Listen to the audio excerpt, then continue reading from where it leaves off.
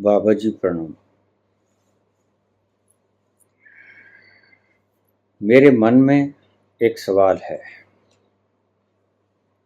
रामायण में लिखा है, हनुमान को ऋषियों का श्राप था कि हनुमान तुम अपनी शक्ति को भूल जाओगे, और अगर कोई तुम्हारी शक्ति को याद करवा देगा तो फिर तुम शक्तिमान हो जाओगे।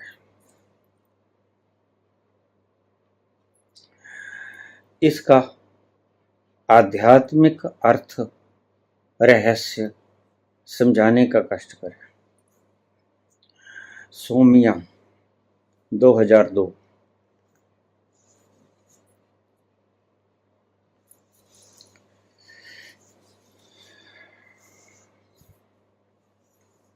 ये श्राप सिर्फ हनुमान को नहीं, ये श्राप तुम सबको है, हम सबको है ये श्राप। और इसका अर्थ गहरे से समझने की चेष्टा करें। प्रकृति की सुंदरता हमें श्राप देती है। प्रकृति इतनी सुंदर है कि हम इसकी सुंदरता के मोह में फंसकर श्रापित हो जाते हैं और हम इससे एकाकार हो जाते हैं। हम इससे मोह पाल लेते हैं, हम इसके साथ तादात्म्य कर लेते हैं, आइडेंटिफिकेशन कर लेते हैं। यह हनुमान जी को श्राप था कि तुम भूल जाओगे, और तुम भी भूल गए हो। प्रकृति की सुंदरता के मोहवश तुम भी भूल गए हो कि तुम हो कौन,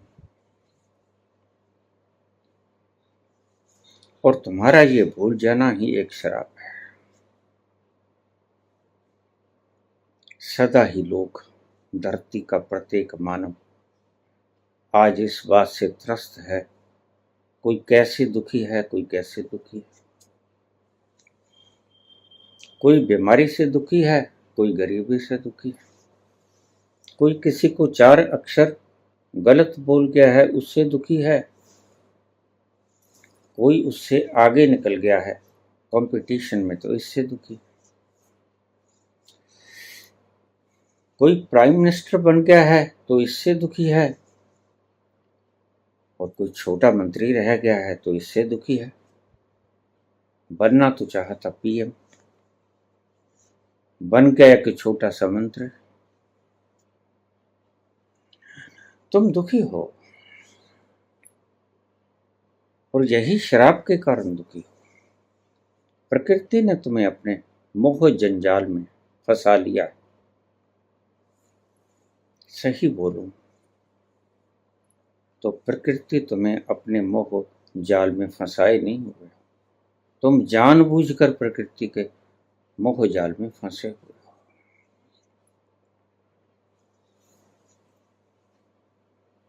अभी कल ही मुझे एक प्रश्न आया व्हाट्सएप पर, एक लड़की का। मैं शादीशुदा हूं, मेरे एक बच्चा भी है, लेकिन मेरी अपने घर वाले से बनती नहीं। और अभी कुछ दिन पहले एक लड़का मेरे जीवन में आया, उससे मुझे प्रेम हो गया, और उसको भी मुझसे प्रेम हो गया। उसके भी एक बच्चा है।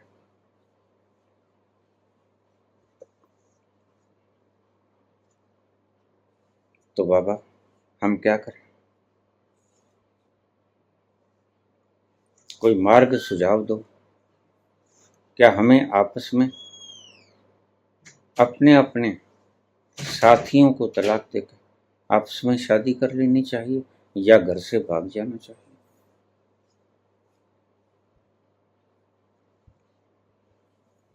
और इस बात का जवाब जरूर देना बाबा, नाम तो मत बताना, जवाब जरूर देना।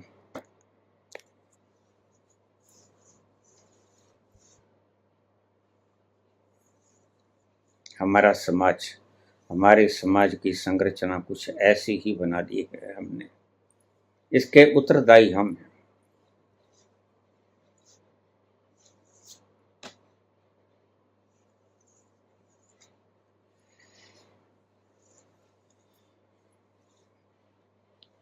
ये श्राप लगा हनुमान को, ऐसा नहीं, ये श्राप लगा सारी मानव जाति को। पशु तो बेहोश हैं, मानव भी बेहोश है। मानव को श्राप लगा है, वह भूल गया है अपना सही अंतस में वो है क्या, वह भूल गया है, रोता फिरता है। मैं दुखी हूं बाबा, मैं बीमार हूं बाबा, मैं गरीब हूं बाबा, मेरा पेट नहीं भरता, मैंने वो गुनाह कर दिया, मैंने वो गुनाह कर दिया।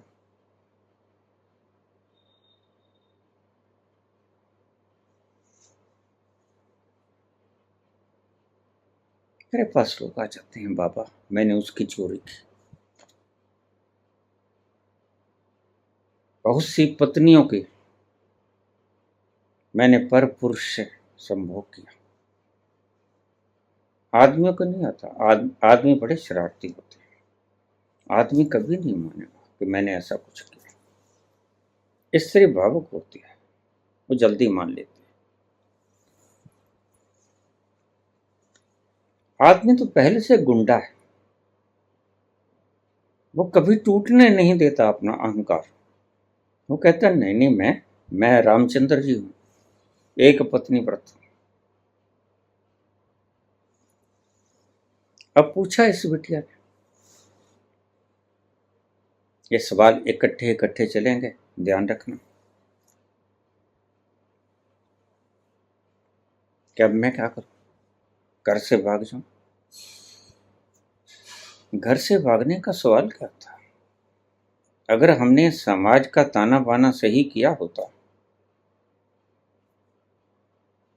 तो आज ऐसी नौबतें क्यों आती? सारा संसार इन बातों से दुखी है।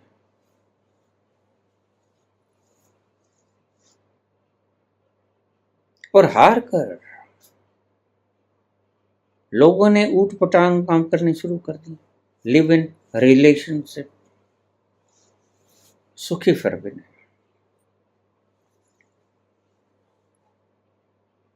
मुझे पूछा है कि क्या करें, दोनों के बच्चे, दोनों की घरवालियां हैं, दोनों के घर वाले हैं, अब क्या करें? आचार्य तो कहते हैं कि शादी मत करो, बंधन है। अब हम क्या करें? वही तो मैं बता रहा हूं। आचार्य बताते हैं तुम्हें थोड़ी देर का उपाय, जिसे हमारे पीड़ा हो रही है। ऊपर ऊपर से मलम लगा देते हैं, या कोई एनल जैसी का इंजेक्शन दे देते हैं, या कोई दवा बूटी दे देते हैं। जब तक वो दवा बूटी काम करती है तो हम ठीक रहते हैं, उसका नशा उतरा के हम फिर दर्द में आ जाते हैं। लेकिन मैं आपको ऐसी दवा देता हूं कि बस उस दवा के बाद किसी और दवा की आवश्यकता नहीं पड़ती। कहीं भागने की जरूरत नहीं है बेटिया, कहीं भागने की जरूरत नहीं। ये दोनों सवाल इकट्ठे थे तो मैंने इकट्ठे ले लिए। हनुमान को श्राप है, भूल जाता है, तुम भी भूल गए। ध्यान से समझना बातों को, इकट्ठे कर लेना इनके जवाबों को। हनुमान को श्राप, हनुमान भूल गए हैं अपनी शक्ति को, तुम भी भूल गए हो अपनी शक्ति को। तुम भी धोखा खा गए हो कि प्रेम मिलेगा दूसरे से।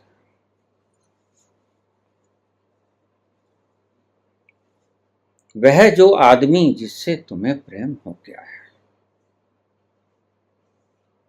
और जो तुमसे प्रेम करता है वह भी धोखे में है, तुम भी धोखे में हो, दोनों ही धोखे में है।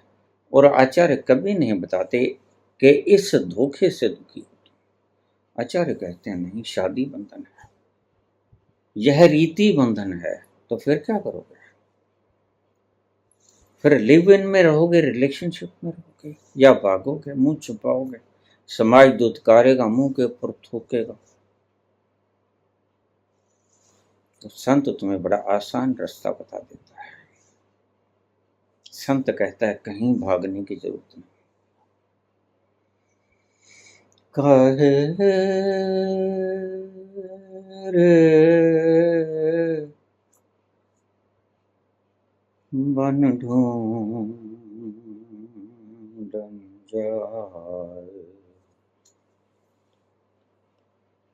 काहे रे बन ढूंढन जाए।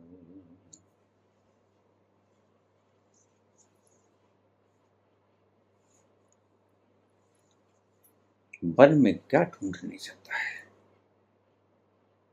तुम एक को छोड़कर दूसरे से प्रेम क्यों करते हो? तुम मूर्ख हो। पहले जो तुमने शादी की वह भी मूर्खतावशी की, जिम्मा गढ़ देते हो समाज के ऊपर। पहले लोग बड़े समझदार थे, राजा लोग खास समझदार थे, वो रखते थे स्वयंवर। वो दोष अपने ऊपर नहीं लेते थे। समाज तो मूर्ख है, समाज को ये दोष अपने ऊपर नहीं लेना चाहिए। सारी विकृति जो समाज ने की उसका फल भी समाज को भुगतना पड़ता है। और कुछ अंधभक्त हैं जो समाज की बात को बहुत गहरे में ले लेते हैं। अर्थ कुल इतना कि तुम भूल गए हो कि तुम खुद प्रेम का स्वरूप। तुम भीतर से कुछ ऐसे हो, जब तुम्हें याद आ गया, जब किसने याद कराया, और याद कौन कराएगा? याद कराएगा गुरु। गुरु कौन? गुरु वह जो जानता है अपने अंतस को, जिसने किताबें पढ़ी, जिसने शास्त्र पढ़े, जिसने औरों से सुन लिया, वह गुरु नहीं।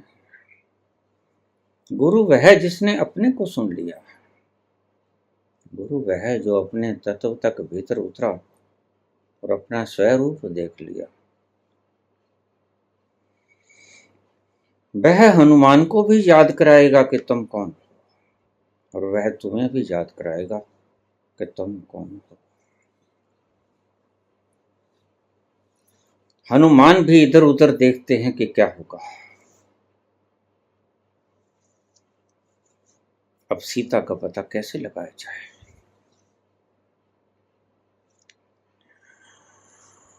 उपाय सोचेगा तो जामवंत बताएंगे कि ऐसा करो। समुद्र खुद आके बताएगा कि तुम्हारी ही सेना में नल और नील नाम के दो बंदर हैं, जिनको श्राप मिला हुआ है कि तुम जो भी चीज समुद्र में फेंकोगे वह डूबेंगे नहीं, वो तैर जाएंगे। श्राप क्यों मिला? क्योंकि बचपन में वो ऋषि मुनियों का सामान उठाते थे, बच्चे थे, भोले थे, और समुद्र में फेंक दिया करते थे और हंसते थे। बच्चों का तो काम ही उपद्रव करना होता है। तो ऋषियों ने उन्हें कहा कि श्राप ऐसा तो नहीं देना चाहिए, क्योंकि बच्चे कौन सा जानबूझ के करते हैं, ये तो दिल पर चावा करते हैं। तो श्राप कुछ ऐसा दिया जाए जिससे इनकी हानि भी ना हो। तो हनुमान तुम अपनी शक्ति को भूल जाओगे। जब तुम्हें कोई याद कराएगा तो तुम्हें याद आएगा। तो जब तुम्हें कोई याद कराता है तो हनुमान को याद आता है कि मैं कौन। ऐसे ही तुम हो, बिल्कुल हनुमान जैसे। तुम भूल भूल जाते हो, और इस भूलने का परिणाम है कि तुम कहते हो कि मेरे फोड़ा निकल गया है। ये फोड़े में मवाद है, मवाद चस चस करती है। क्या करूं बाबा, मेरे तो फला बीमारी है, मेरे तो फला बीमारी है, मैं कमजोर हूं, मैं तो इतना मोटा हूं कि चलने में मुश्किल हो जाता है। सभी अपनी अपनी व्याधियों से त्रस्त है, लेकिन संत कहते हैं कि तुम त्रस्त नाजायज हो। ये तुम्हारी त्रस्तता सत्य नहीं है, ये झूठ। क्योंकि जिसे व्याधियां हैं, जिसे फोड़ा निकला है, जिसे कोई बीमारी है, ट्यूबरक्लोसिस है, कैंसराइटिस है, या कोई भी बीमारी है, वो तुम्हें नहीं है। क्योंकि तुम भूल गए हो कि तुम हो कौन, इसलिए वो तुम्हें है। जब तुम्हें याद आएगा कि तुम हो कौन, तो सब व्याधियां मिट जाएंगी, फिर तुम महासुखी हो जाओगे। तुम्हारे सभी दुखों का कारण मैंने 1000 बार कहा एक ही है, यह है इल्यूजन कि मैं शरीर हूँ। और व्याधियां, कष्ट, क्लेश, रोग, ये शरीर को आते हैं। आत्मा को तो कोई रोग नहीं होता। आत्मा सदा निरोग रहती है, सदा स्वस्थ रहती है। आत्मा तो कटती भी नहीं। भगवान कृष्ण ने कहा कोई हथियार नहीं बना सकता, कोई शस्त्र उसे काटता नहीं, कोई ज्वाला उसे जलाती नहीं, कोई बाढ़ उसे गलाती नहीं, और कोई हवा उसे उड़ाती नहीं। वह तो स्टिल है,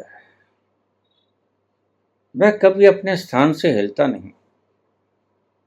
इसलिए कृष्ण ने अर्जुन को कहा कि तू स्थिति प्रज्ञ हो जा, तू स्थित हो जा। पहली बात यानी तू ठहर जा, तू दौड़ मत, तू दौड़ मत, तू स्थित हो जा। किस में स्थित हो जा? तू प्रज्ञा में स्थित हो जा। प्रज्ञा किसे कहते हैं? प्रज्ञा, अपने आप को जानकर उसमें स्थित हो जा। तू परा के ज्ञान करके प्रज्ञा में स्थित हो जा, ठहर जा, जान ले मैं कौन हूं। परा का ज्ञान लेके प्रज्ञा, उसमें स्थित हो जा, स्थिति प्रज्ञा। लेकिन तुम ठहरते ही नहीं, स्थित ही नहीं होते। तुम तो इधर उधर भटके ही चले जाते, और दिन भर की भटकन के बाद थक जाते हो तो चूर होकर बिस्तर पर गिर पड़ते हो।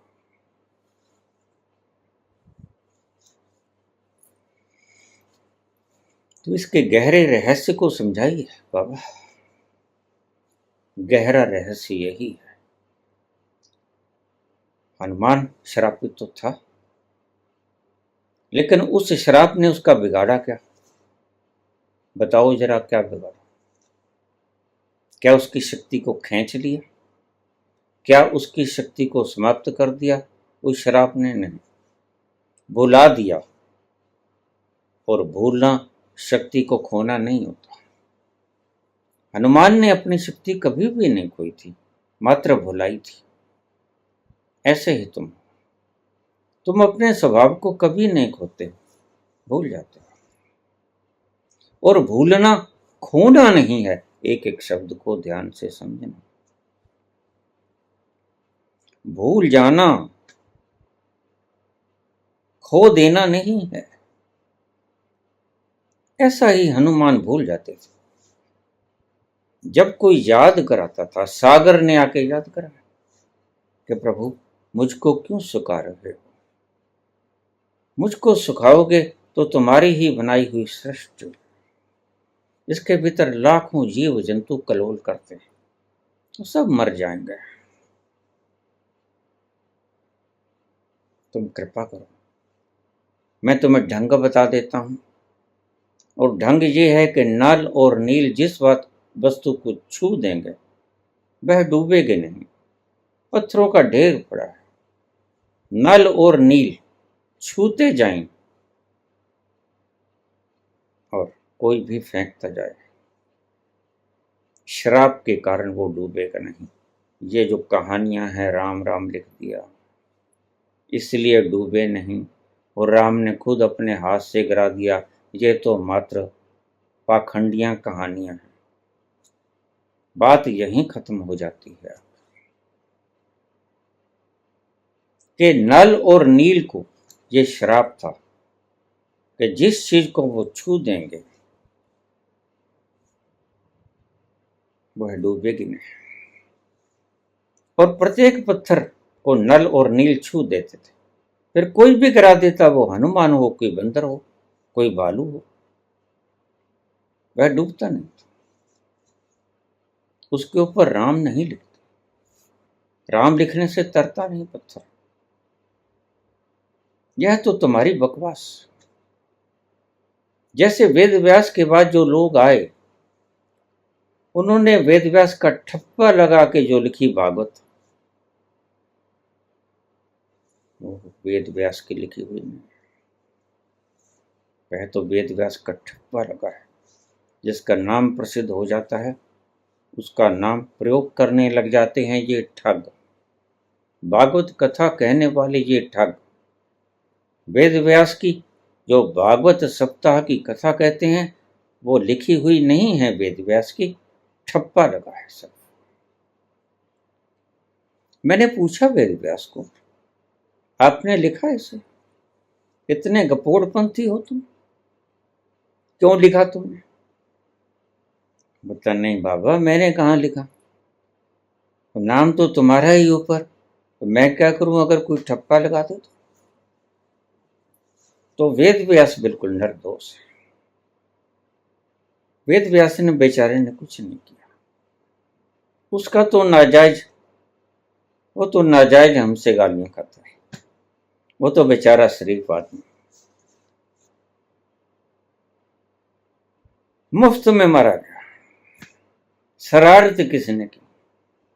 लाभ कोई उठा रहा है, ये किशोरियां, ये पंडित, ये लाभ उठा रहे। और शरारत किसी ने की, किसी ने टप्पा लगा दिया हो, और नाम बेचारे का उसका, गालियां उसको पड़ती हैं। तो मैंने पूछ ही लिया, एक दिन चला जा रहा था, मैंने कहा बात सुनो जी, व्यास जी महाराज प्रणाम है। हाँ हाँ बताओ बाबा। बाबा क्या है, तुमने क्या बकवास कर रखी?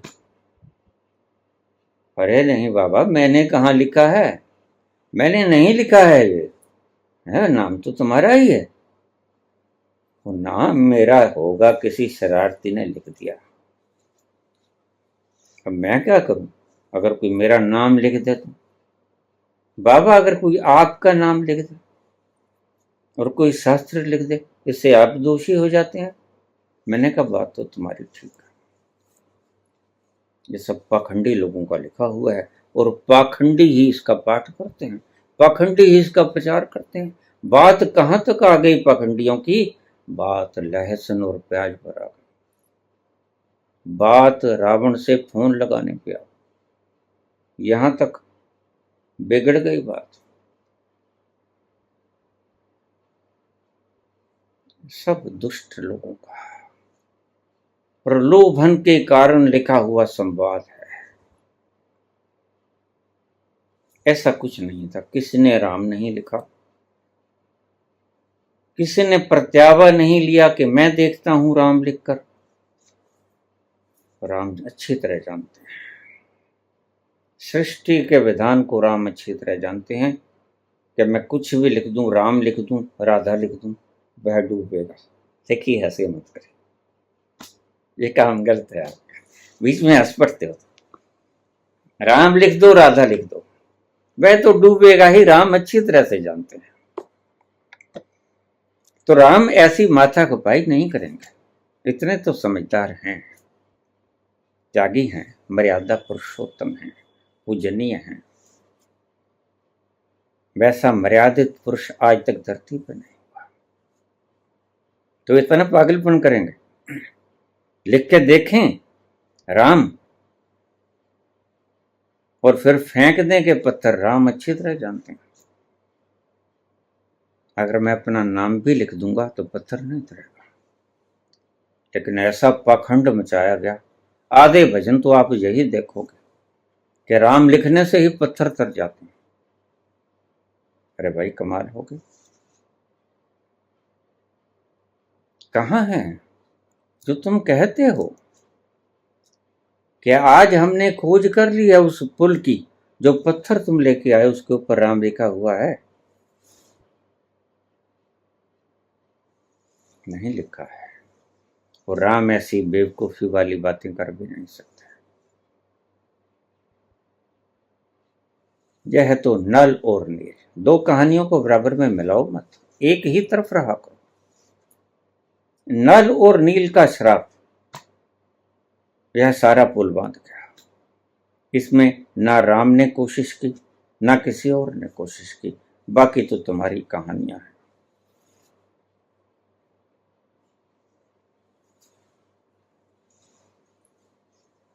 तो इस लड़की को और उस लड़के को, ये लड़की मुझे लिखती है कि आप यहीं पे बुला लो बाबा, अपने आश्रम में हमारी शादी करा दो, हम यहां से भाग जाएंगे। ऐसा पंगा खाना मैं पहले कर चुका और बाबा उलझ गया था।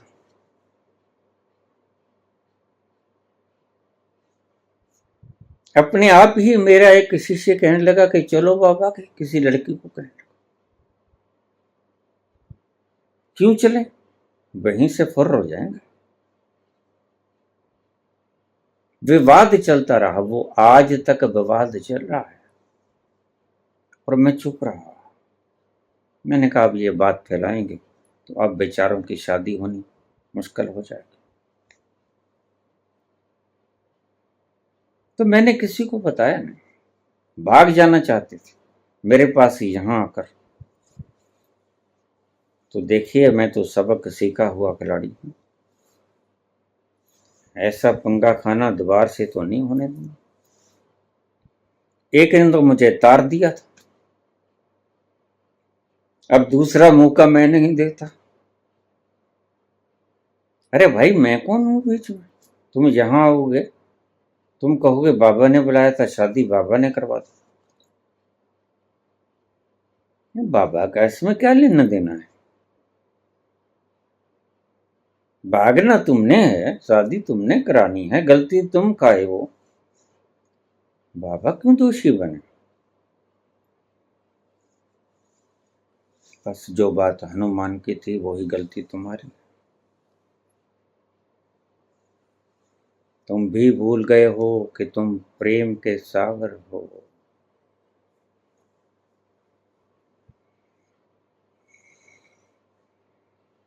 तुम प्रेम का सागर है,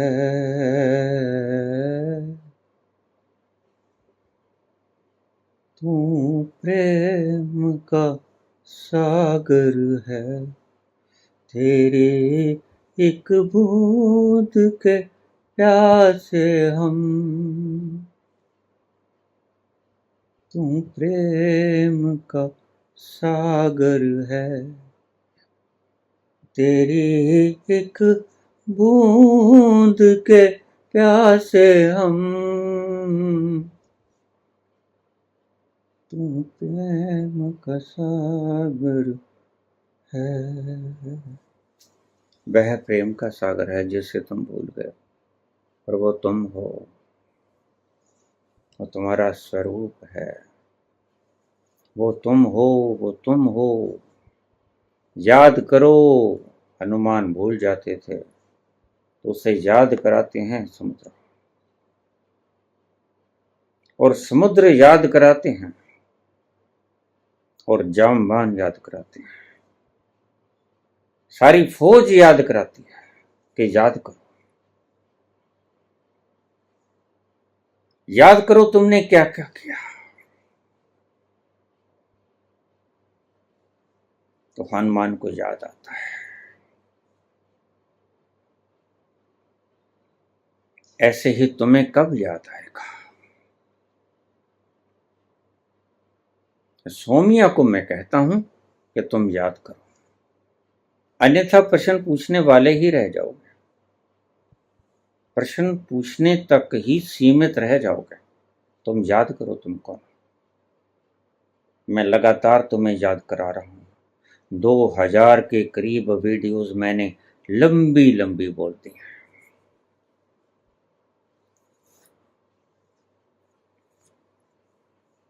तुम्हें अब तक याद नहीं आया, अन्यथा ये प्रश्न न पूछता। तुम प्रेम के सागर हो, तुम्हें कहीं भागने की आवश्यकता नहीं है।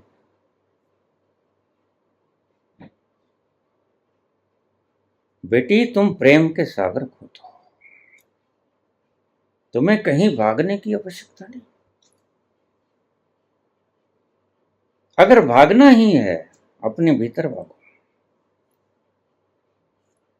बाहर मत भागो।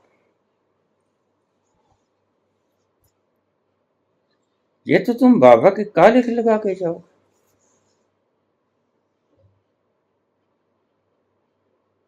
नाम बाबा का बदनाम स्वाद तुम लोगे। नहीं नहीं, ऐसा काम मत करो, यह काम गलत है। मैं कहता हूं अपने स्वयं तक पहुंचो, अपने अंतस तक पहुंचो,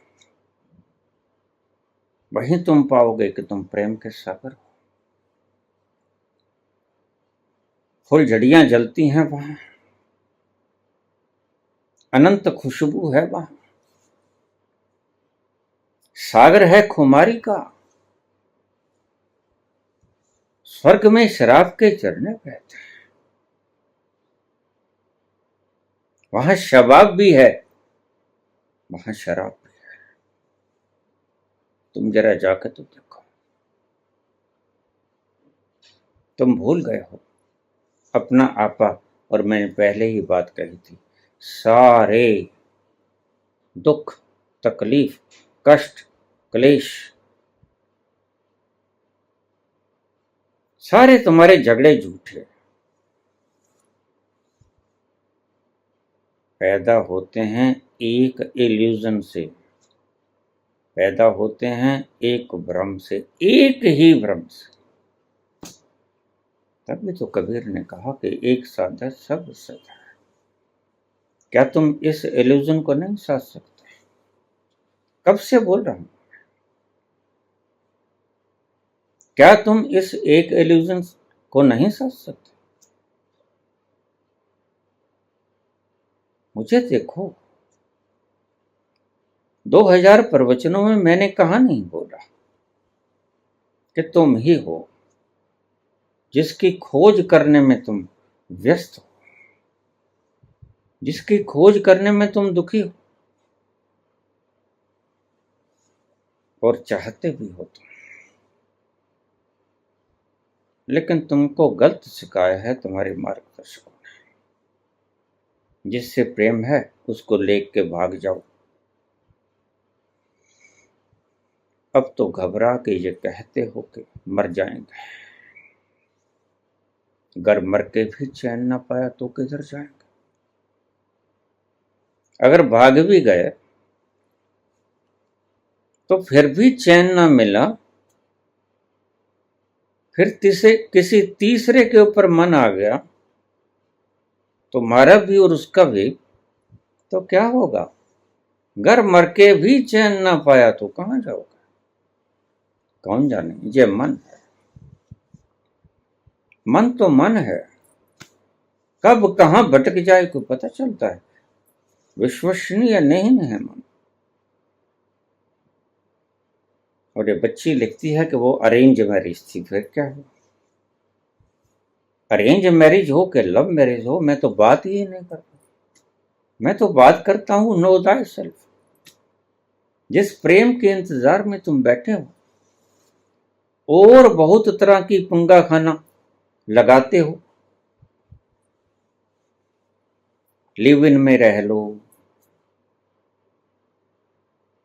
सामूहिक रूप से जिम्मेवारी उठा लो बच्चों को पालने की। अलग अलग से तुम बना लेते हो सिद्धांत, शरीयत बना लेते हो। जरूरत ही नहीं है इन बातों की। सीधा सा जवाब हमारे सनातन के उन पूजनीय ऋषियों ने हमें दिया हुआ है। काश हम उनको अच्छे से सुने होते। भगवान महावीर ने कहा, और कुछ मत करना, श्रावक बन जाना। मुझे भी सुन रहे हो तो पता नहीं कहां कहां के चक्कर लगाते थे, सारी दुनिया भर घूम के आ जाते हो और मैं यहां बोलता रहता हूं। बहुत से लोग हैं जो कहते हैं पापा बड़ी मस्ती आई, बस सिर्फ उन्होंने ही सुना। मुझको कौन सुनता है ये तुम खुद ही निर्णय कर लेना। मैं जब बोल रहा था तो कौन कौन संसार में घूम रहा था, कौन कौन कहां घूम रहा था। अगर कहीं और घूम रहे तो तुम श्रावक नहीं। अगर सिर्फ मुझे ही सुन रहे थे और मुझको सुनते सुनते अपने अंतस की तरफ जा रहे थे तो तुमने सच में मुझे सुना। तुम सच में श्रावक हो। बोलता तो मैं ही हूं। वो गीता बोलूं, वो कुरान बोलूं, वो पुराण बोलूं, वो उपनिषद बोलूं, वो वेद बोलूं, वो कोई भी बोलूं, बोलता तो मैं ही। लेकिन तुम सुनने वाले फर्क क्यों डाल लेते हो? तुम सुनने वाले फर्क डाल लेते हो, इसलिए तुम्हें तुम्हारे लक्ष्य की प्राप्ति नहीं होती और तुम भौंकते ही फिरते रहते हो।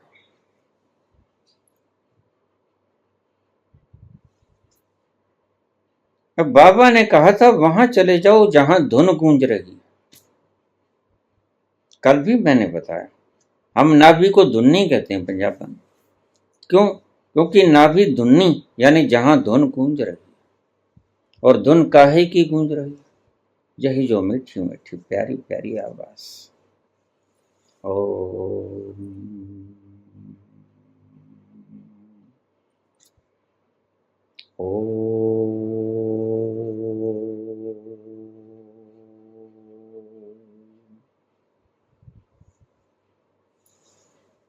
आवाज मुख से निकाली नहीं जा सकती, लेकिन एक आभास जरूर दिया जा सकता है। बाबा ने कहा कि सब जगह वही मौजूद है जिसको मैं नाम कहता हूं। जेता किता, जेता किता तेता नाम।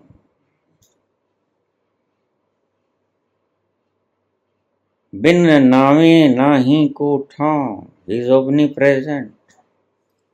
सर्वव्यापक है, वो सब जगह मौजूद है। और उसकी पहचान क्या है? उसकी पहचान है धुन गूंजती है वहां। पता कहां चलता है? जैसे कान से सुनाई पड़ता है, आंख से दिखाई पड़ता है, नाक से सूंघाई पड़ता है, वैसे ही अपनी धुनी के पास वो धुन गूंज रही है। पता लगता है वहां जाके। तुम्हारे कान का फंक्शन कान देख नहीं सकता, आंख सुन नहीं सकती, नाक सोच नहीं सकता। तो वो धुन जो ओंकार की धुन है, ओंकार जैसी धुन है, साउंड ऑफ साइलेंस। कोई है ऐसा धरती पे मानो जो रात्रि के सन्नाटे में खेतों खलिहानों में चला गया, जब अपने घर की तीसरी मंजिल पे चला गया और उसने सन्नाटे की आवाज न सुनी हो? कोई है ऐसा? नहीं, बस वो सन्नाटे की आवाज। अनाहत आहत कहते हैं जो दो चीजों के टकराने से आवाज आती, लेकिन ये आवाज इतनी मीठी है, इतनी प्यारी है, हर लेती है तुम्हारा मन व तुम्हारे सारे रोग दूर कर देती। मैं तुम्हें एक बात बताऊं, अगर तुम इस आवाज को पूरे प्यार से सुन लो, अगर तुम इस आवाज को पूरे प्यार से सुन लो, पूरी दक्षता से सुन लो, इसकी मिठास को ग्रहण कर लो, तो तुम्हारे सभी रोग समाप्त हो जाएंगे, तुम्हारी सभी चिंताएं समाप्त हो जाएंगी, तुम्हारे सभी कष्ट, क्लेश, दुख, दर्द दूर हो जाएंगे। कोई भी रोग कितना भी बड़ा, जिसे तुम असाध्य कहते हो, जिसे डॉक्टर कहते हैं कि इसका कोई इलाज नहीं, मात्र इस अनाहत नाद के सन्नाटे की आवाज सुनकर, जिसको अनाहत नाद अभी शुरू नहीं हुआ है, वो रात को अपने घर की छत पे चला जाए, वहां सन्नाटे की आवाज सुनाई पड़ेगी। तब तक उसे सुने जब तक तुम्हारे भीतर से वो सन्नाटे की आवाज, झिंगुर की आवाज गूंजने नहीं लगती स्वतः से, और फिर तुम पाओगे सारी रात बैठे, एक क्षण के लिए भी यह रुकती नहीं। और जब तुम्हारे भीतर से ये उत्पन्न होनी शुरू हो जाए, तो तुम समझना कि आज तुम भाग्यशाली हुए। यह आवाज सिर्फ सुनने में मधुर और मीठी नहीं, यह तुम्हारे सभी रोगों का नाश करती है, यह तुम्हारे सभी पापों का नाश करती है। यह है सही गंगा, जिसमें गोता खा लोगे, यही है सही तीर्थ, यही है सही हज। वो तुम्हारे हज बनाए हुए, वो तो मिट्टी, कंकर, रेता, सरिया इसके बने हुए हैं। सही हज, सही तीर्थ तो तुम्हारे भीतर है,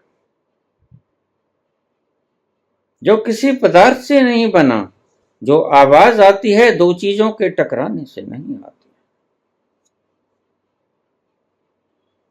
बिना टकराए, unstructured sound, sound of silence.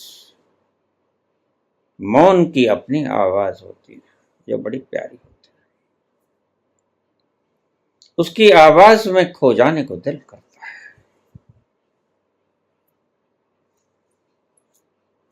मुझसे लोग पूछ लेते हैं, बाबा क्या करें, हमें तो अब ये अनाद नाद ही शुरू नहीं हुआ है। कोई बात नहीं, तुम अपनी छत पे चले जाओ और रात के सन्नाटे को सुनो। ये वही है जो तुम्हारे भीतर से आता है, और तब तक सुनते रहो। रोज यही अभ्यास करो, कुछ ना करो, और इसमें खलल मत डालो राधा राम का। खलल डाला तो मुश्किल हो जाएगी, फिर तो ऊपर ही मत जाना। खलल मत डालना, वहां तो खलल डाला के व्यवधान पड़ा। तुम्हारा राम और राधा वहां इतना दर्द देता है कि तुम चला के मारते हो उसको कि चल दफा हो जा, हमें नहीं चाहिए ये शोर। तुम्हें जहां जाकर राम और राधा शोर लगने लगे, वही है वो मुकाम जहां वाहे गुरु सतनाम अल्लाह, ये शब्द तुम्हें शोर लगने लगे, वही है वो मुकाम। बड़ा शांत मुकाम है, परम शांत, परम मौन।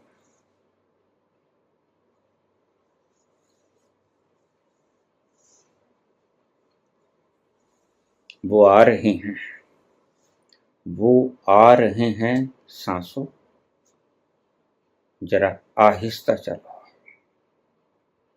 वो आ रहे हैं सांसों, जरा आहिस्ता चलो।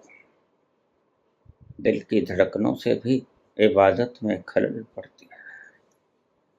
तुम राधा राम की बात करते हो, दिमाग खराब हो गया तुम्हारा।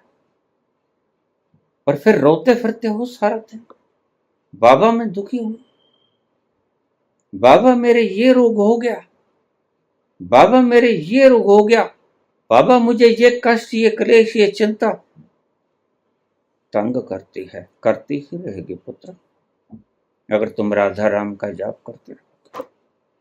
इन मूर्खों ने जाने कहां से खोज की, पर मैं पक्का कह सकता हूं कि इन्होंने स्वयं के अनुभव से ये बात नहीं बोली है।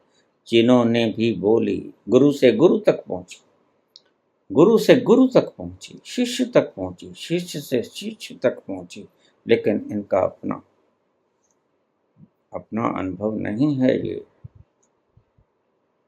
जो सत्य में जानता है वो एक बार की ही जान लेता है कि यह शोर, और इस शोर से कभी परमात्मा नहीं मिलता। चल चल वहां चल जहां शोर नहीं होता। जब तुमने एक बार वो मुकाम छू लिया जहां पिन ड्रॉप साइलेंस है, तो बार बार तुम्हारा मन करेगा चल कहीं और चल।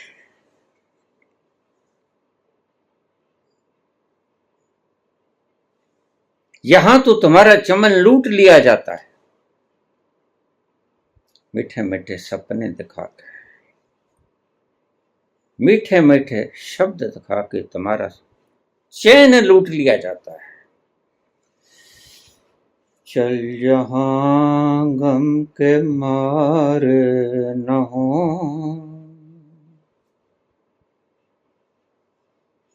झूठी आशा के तारे न हो, झूठी आशा के तार न हो। उन बहारों से क्या फायदा जिसमें दिल की कली जल गई, जख्म फिर से हरा हो गया। है मेरे दिल कहीं और चल, गम की दुनिया से दिल भर गया। ढूंढ ले अब कोई घर नया, बिल्कुल ढूंढना पड़ेगा, नया घर ढूंढना पड़ेगा। याद रखो इस बात को, इस घर में अगर रहोगे तो दुखी ही रहो। नया घर ढूंढना पड़ेगा और असली मकान ढूंढना पड़ेगा, असली मकान ढूंढना पड़ेगा। यहां से तो भागना ही पड़ेगा। ठीक कहती हो बेटिया, यहां तुम्हारा क्या काम। चल हंसा उस देश, समुद्र जहां मोती है, जहां प्रेम की बारिश हो रही, वहां चल।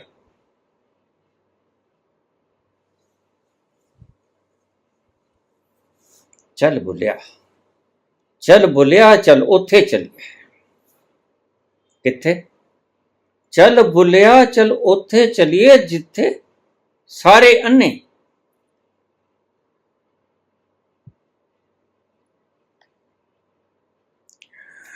ना कोई साडी जात पछाणे। चल बुलिया, चल चल उथे चलिए जिथे सारे अन्ने। ना कोई साडी जात पछाणे, ना कोई सानू मने। चल बुलिया, हमको कोई जानता भी ना हो और हमें हमारे कोई पूजा भी ना करे, हमें कोई मानता भी ना दे,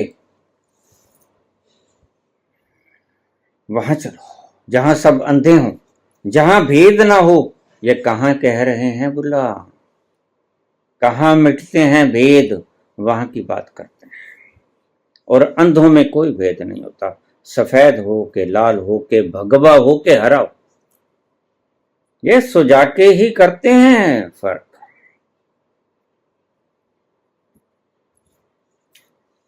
यह एक फिल्म आई थी, किसी नायिका ने भगवे रंग का अंडर पोशाक पहना हुआ था, बड़ा झगड़ा हुआ। हरा पहन लो। आखिर में पागलों की बात सुनकर रंग बदलना पड़ा। मैं बड़ा हंसा। मुझे याद आया बुल्ला। चल बुल्लिया चल, उथे चलिए जिथे सारे अन्ने। तुम तो सब सुजाखे हो, तुम रंगों को पहचानते हो और तुमने अपने रंग बांट लिए। तुम कभी नहीं सुखी हो सकोगे। रंगों की पहचान करने वाला व्यक्ति कभी सुखी नहीं हो सकेगा। वहां जाना पड़ेगा, वहां जाना पड़ेगा जहां तुम अंधे हो जाते हो, यानी जहां भेद नहीं कर पाते। वहां हरा और गेरुआ और पीत वस्त्र सब बराबर। वहां काला भी वही, सफेद भी वही, भगवा भी वही, हरा भी वही। ना कोई साड़ी जात पछाने, ना कोई सानू बने। तुम तो झगड़े करने पे उतारो और तुम्हारी इच्छा है उस परमात्मा तक पहुंचने की। पत्थरों की मूर्तियां बना लेते हो।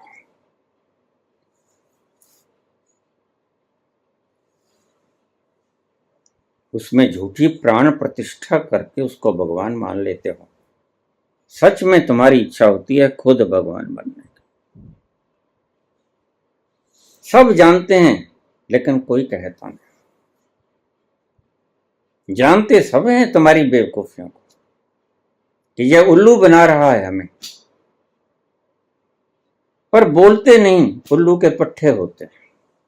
उल्लू के पट्टे में आवाज नहीं होती, अभी सीखा नहीं होता बोलना।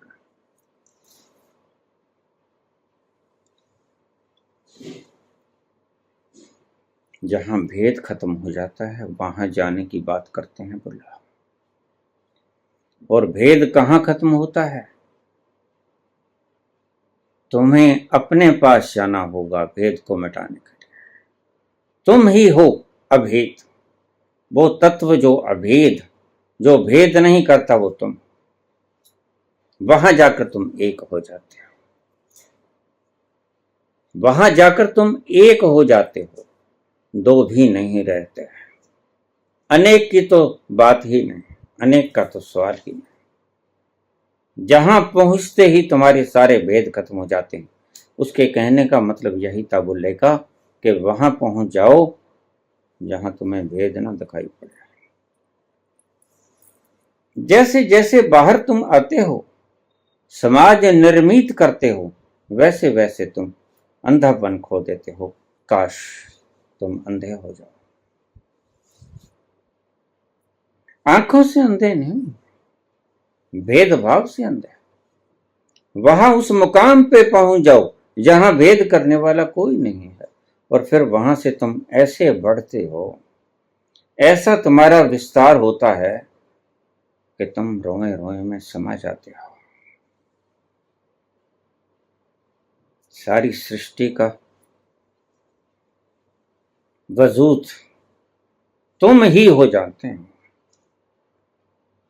तुम ही सारी सृष्टि हो जाते हो और तुम ही सारी सृष्टि के सर्जनहारे हो जाते हो। तुम और सिर्फ तुम, दूसरा कहां बचता है?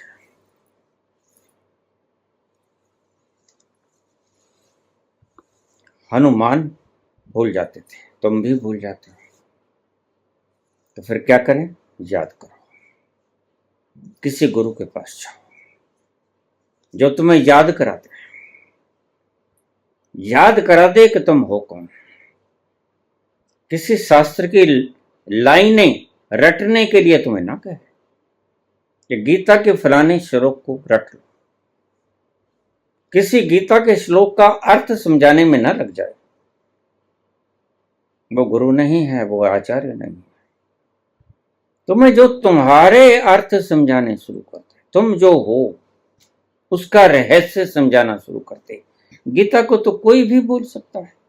कोई अनपढ़ अज्ञानी गीता के तो कितने ही भाष्य और टीकाएं कर लो, गीता तो बड़ा फ्लेक्सिबल है, उसको कैसे ही तोड़ मोड़ लो, गीता बड़ी फ्लेक्सिबल है, वैसे ही मुड़ तोड़ जाएगी। याद कराना पड़ता है तो हनुमान को अपनी शक्ति याद आती है।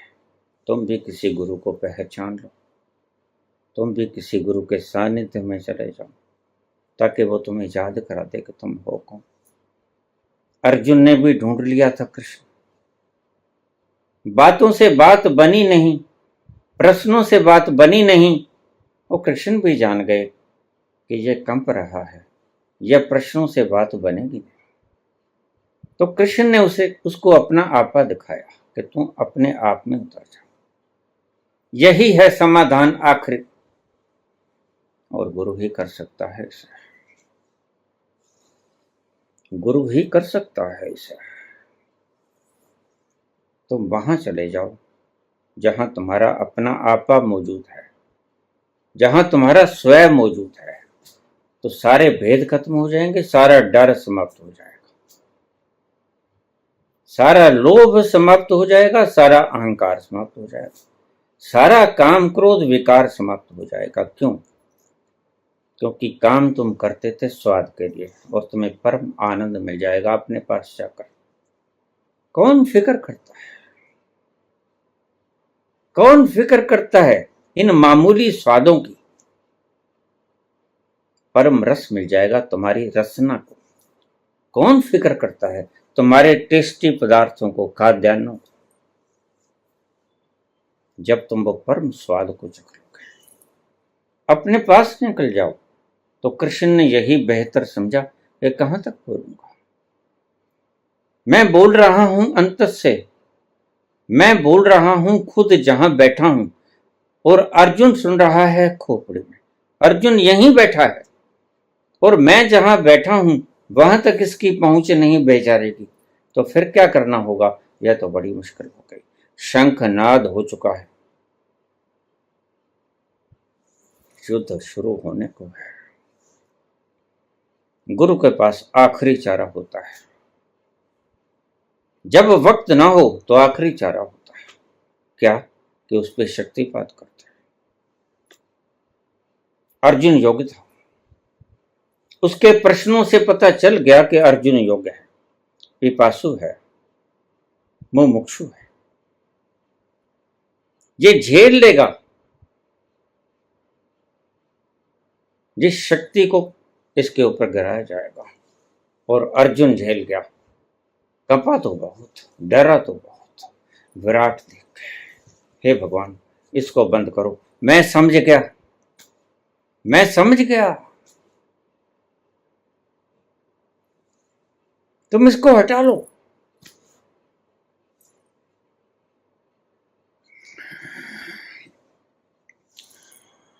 समृत्तिर्लब्धा नष्टो मोह। याद आया मुझे, मेरा मोह नष्ट हुआ, मेरा इल्यूजन नष्ट हुआ। मुझे याद आया कि मैं भूल गया था, बस यही भूल गए थे। हनुमान, यही भूले फिर रहे हो तुम प्रेमियों। आचार्यों के पास चले जाओ, वो तुम्हें समाज के गुण तंतु बता देंगे, लेकिन उससे मसला हल नहीं होगा। मैं तो रोग को जड़ से काटना चाहता हूं। तो अर्जुन बोलते हैं, अर्जुन कहते हैं, ओ Krishna, by your grace my illusions has been dispelled and I am situated in knowledge। मेरे भ्रम समाप्त हो गए हैं और मैं ज्ञान के भीतर खड़ा हूं। अब हुक्म करो, I am now free from doubts, what I am to do। मैंने अब क्या करना है, कृपा करके यह आज्ञा करें। मैं सभी भ्रमों से परे खड़ा हूं, I am free from all doubts, stand in knowledge। वो है ज्ञान। तुम भी ज्ञान में खड़े हो जाओ।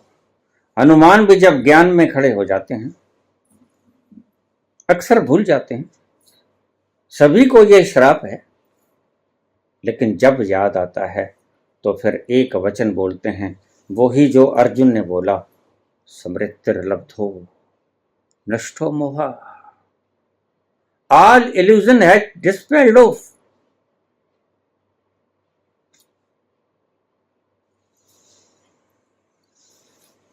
मैं ज्ञान में स्थित हूं, स्थित प्रज्ञ।